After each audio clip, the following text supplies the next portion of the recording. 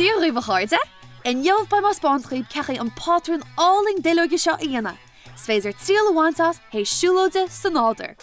Seo do bhaid a tastal. Duilleoga, paint agus rúlóid painte, cárta, nó nuachta, nó pápéir chun an freiseacha ísleidú agus rud a cínt le Phéinteála. Céim a hían. Am se cúpla duilleog, fá cúpla crut agus toast difrialte. Measú cén crán onar tháinig mochad duilleog. Céim a dó. Fádachad painte. Agus an chéad duilleog. Clúd a tíomháin gon duilleog le paint. Céim a trí.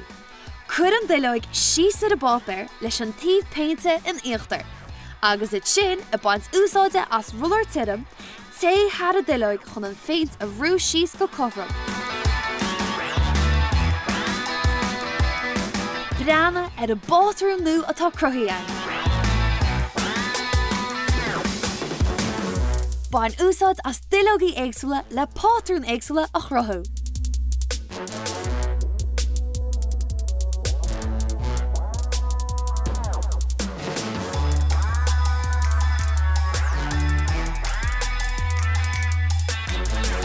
Nachhfuil na pátrún seo go háling.